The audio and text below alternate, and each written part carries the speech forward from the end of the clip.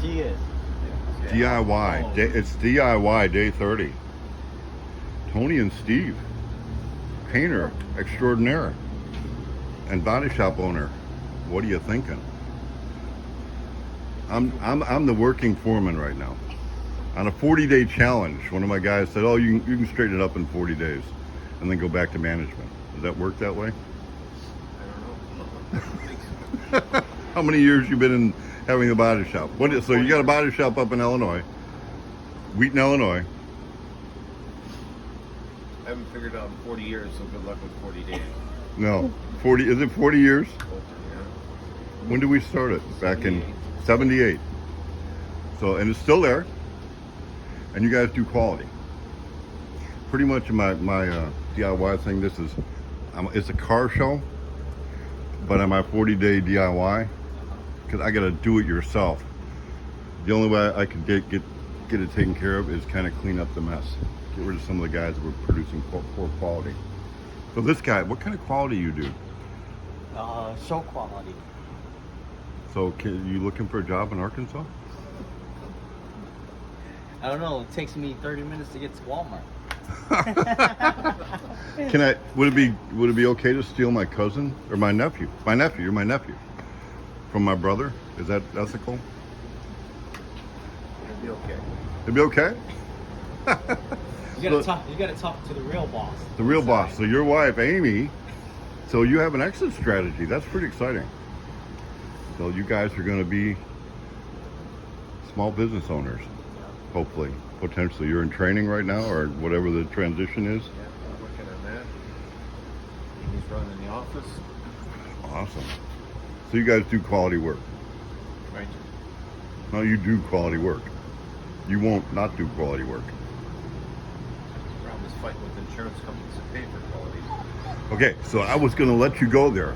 I'm on a rant. I'm on a rant for everything. We don't train kids in schools. We put them in debt for stupid liberal arts degrees that give you no job.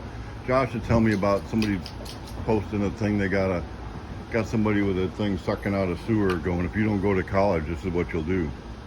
I feel like doing a mime. It's like, well, at least he's making a paycheck and paying taxes. He's making $100,000 a year to do that. Instead of being in debt and with no job skill. But so I'm going to let you rant. And I've been calling names. We did a job. This is years ago. No, we didn't do a job. We built a car, and the guy had his car stolen. And the way they insure show cars is you buy by the thousand. The company agreed the car was worth whatever it was, $50,000. Well, then they start pushing on him. Well, it was only worth this much, and it was only. Does your insurance go down when you bought your brand new car? It's worth how much? It's not worth as much the next year. Does your insurance go down? It goes up. Goes up. So tell me about how quality works in the automotive. It's not, you don't have a body shop, you have a collision repair. It's the insurance companies dictate labor rates. They dictate procedures. They dictate. They're about cutting their losses, and that's all they care about. So They dictate. Oh, we got her! It's Amy! Oh! So there's the office manager. That didn't take long to have you're her on the scurry World Wide away. Web now. Oh my gosh! No, thank you. No, we're talking about the body shop business. That's Do you love it? I love it. Do you love it? She loves it.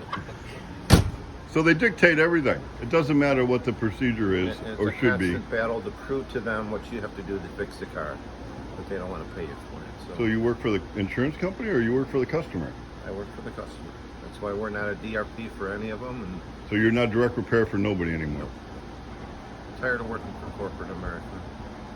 You know why? Why? I don't know if I should say this or not, but corporate, I work for corporate now. And everybody got to meet him last week. And it was great. You were with us when we went over to Uncle Hyde and Aunt Carol's. We did the frog pollies, and here you are, camping, taking it easy on the mighty White River. And instead of hanging with you all day, what am I going to do? DIY day 30 for me. But you were up there last week. Now you're down here this week. Do we have chaos at the shop when you go back? Probably. You got a good crew over there? They do. I leave, I don't worry about it, and just deal with whatever when I get back. So Are you? can't change anything when I'm 600 miles away. So That's the attitude. That's the attitude I had last weekend. Yeah. I'm excited about. And you were telling me yesterday you want to go to the Frog Follies. yep. We're going to build a car at the Frog Follies, and we're going to get this. They had a great campground, so you're going to have this there. So this will be good. You know what's even better about it? Yeah, we'll be glamping. We want to build a car with kids and working with the schools. And I've determined there's a couple ways to get something done. One is you just kick in the door, you go over, you take over, and you do it. There's a time and a place for that, but not in this situation. So we're going to go where the door's open. We're going to go where we're welcome. We're going to work with like-minded people that want to see young people become productive, tax-paying citizens. Use the gift that God gave them. I did. I used that. Train up a child in the way they should go. When they're old, they won't depart from it. That doesn't mean we brainwash them to think like us. Right. They have a gift and a skill and an ability. Let's help them develop that. You and I did fine. We never went to college. We didn't have parents force us to go to college. They forced us to get a high school diploma, but Well, I just quit school. I only needed half a credit. I already knew what I was doing. I already had the body shop. I was already going.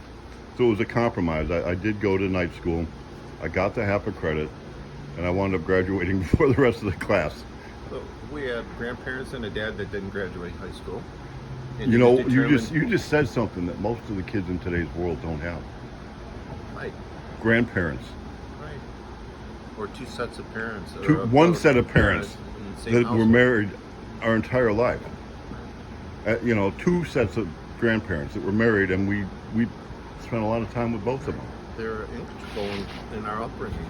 But now you go to get in debt at these colleges to get your degree to do nothing. You'll be transgenderized.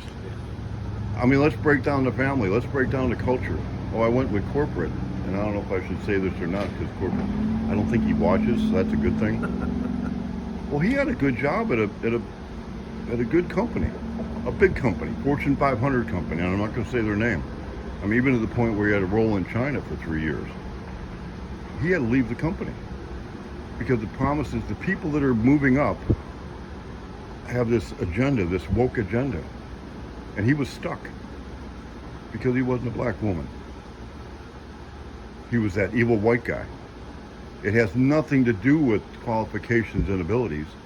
And I'm not opposed to whoever's the best person for the job. I don't care, woman, black, what, you know, that's irrelevant. It has been for a long time. And the people pushing that are the people that basically suck at what they do and use it as an excuse for why they're not getting ahead. We're entitled to this. So we're 8 minutes into this. This was the opening for DIY. But we're going to go out here on the beautiful white today, tomorrow. I don't know, you're going to be here for a while. And we're going to catch some trout. And I think we might go out with Eric. Man, look at the mist is coming up. It's a warm day, but down here it's cool. We're at the Blue Heron campground. This is my my son-in-law's campground. And actually, some of the family's staying up in the in this little loft thing right on the river. So we'll get there. Adventure Waits. So you got the Blue Heron something.com. You can raise that up, and there's a phone number. But it's awesome down here. But I better get to work. This was a stop on my way to work. I go past this every morning. All right, so I recruited Don to help me out. This is the insert for the PE he's been waiting for. I came in last night and Eric was getting this done for me. His back was out for a couple days, so that's why he wasn't in. But you hear that air blowing, we put air underneath, so there's air blowing underneath this. So we're just gonna break it loose from the mold and then pull it up. Got to pull it straight up or it ain't gonna come out. So we're gonna go ahead and get this thing out. We got it coming up. You can't pull against the curve. Want to grab that side? See if we can lift it off of here now. Grab that side over there. I think we got it coming. There we go. Coming up.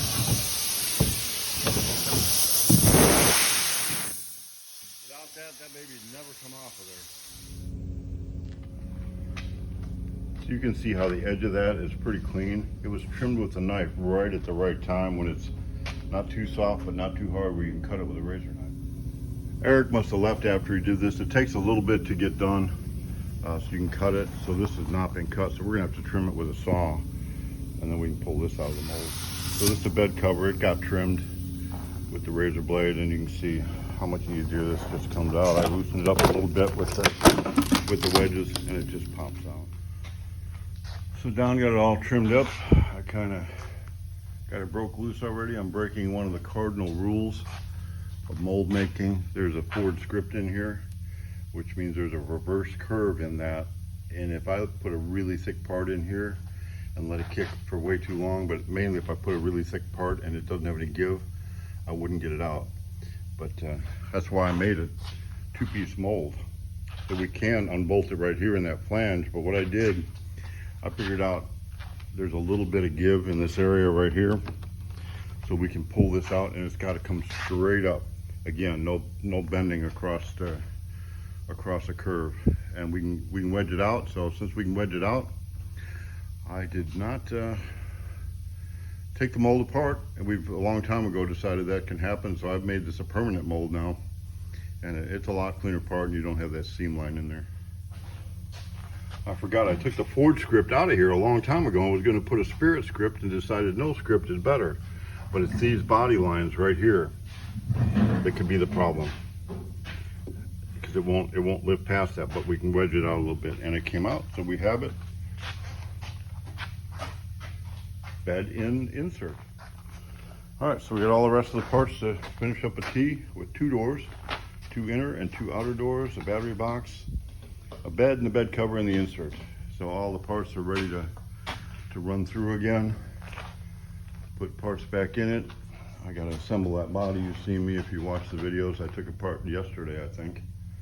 And have it ready for Eric again tonight. So we got all the parts for a, you could have a DIY.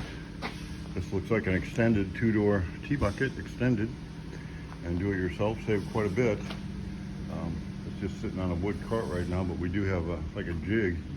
But if you were gonna do it yourself, you could set it on the frame and put the bed and all that on. So we're gonna take this around to the parts department. It's a finished one. Can't see the name, looks like a little tour there, but this goes to somebody, probably as a kit, maybe a turnkey, I don't know. So we get that around and Don can start building another T-bucket. So it's the chameleon here. You've gone from Fast Eddie to Mr. T to Leave It to Beaver. Oh no, not the camera again. It's the camera. I come over, I was like, what are you doing? He's like, I gnawed it off. So you're the beaver man. Yeah. So we're on Insanity, and we're going to move the steering column over just a little bit. You've got the interior is actually done, isn't it? Yeah, pretty much except for the carpet. Except for the. And I'll have to front. glue the headliner in, but that's after we paint it and all that, you know. So we want to get the column where we want it. Yeah. And I did talk to the folks at Southern Air. Uh-huh. The company got bought out, and the people that bought it, Josh has been telling me, well, we've been waiting for parts. They got one part they didn't have. So I actually talked to the new owners. Yeah. And they were incredibly apologetic. I said, I get it, okay. And Yeah. you don't need to apologize anymore. Yeah. So I guess the story is, the company that they got one of the parts for the air conditioner unit from, sold parts for the air conditioner units for UPS trucks or something. Oh, yeah. Well, they lost that account, which made it not worthwhile doing it anymore. So they had to look around to try to find a different source. So they found a different source that should be coming. Looks All like right. we have a compressor for this one. Yeah. Are we gonna have issues with horsepower and speed? And Well, no, we might ought to check into that. we got to check into that. Yeah. Well, it's time to start working on that. Yeah. But here we go. So we have the dynamic duo, and then we got Daryl over here working on 32, putting some metal in. Got in the doors. So he's putting metal in and compressors on. So I'm going to move on because it's noisy. It's the car with no name. Yeah.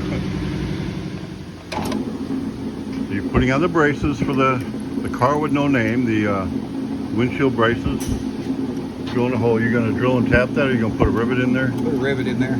So that's it's a stainless rod that comes extra long. Then it's got a piece that's got to go on the end for where you bolt it on the end. So far, I've spent most of my day gathering up parts, chasing parts around, getting everybody parts, making sure you got what you need to do. I can't think of what I've actually done physically yet. You never do nothing anyway. Oh, well, no, I did go take parts away out of the mold, get the 23 ready for Don. So you got the headlight stanchions on, all painted and pretty. You got one of the windshield support rods. So this is what he was drilling a hole in. You can see rivets on the bottom where you don't see it, but we drill it and go and put it on the bottom bolt for the windshield or the headlight stanchion. You can put it in multiple different places, but it works out good there, and that's where it is. So this is about ready to turn the key and start. It probably would if I gave you gas, wouldn't it? Well, had some oil. So it's close. It's close. It's close. It's close. Yeah, a couple pieces here. We need a belt. We need this. We need that. But Yeah, dipsticks and it is little stuff. Sometimes we got to put the indicators in, the signal indicators. yeah. Bolt the headlights on. So getting around the corner. I think I'm gonna go get Eric ready for tonight though. All right. I moved Rip's Tea up to the other shop. That gives it a little pizzazz too. It's right got there. some pizzazz. Got Yeah. the pizzazz. A little bling. So Rip's Tea's getting all lined up at Trinity. I'm taking some more of his parts up there so we can start assembling that and finish it up next week, see where we're at on that. So it's Friday. Big plans for the weekend? I'm fishing. I'm supposed to go to Mammoth Springs to a car show. Oh, well, that'll be fun. Yeah, and take my one pallet. My brother and family are going floating tomorrow, so I'm not going. I'm gonna come You're down not? here and clean up. Too short, dude. Life short. I know. Not enough time to get all these hot rods done. We're building dreams, you know. Well, you know, all work, no play. You know how that goes. I work hard. I play hard. So There is it. No play, all work. no play all work. No, I'll play a little bit. Yeah. All right. Well, Very you good. need to. Yeah.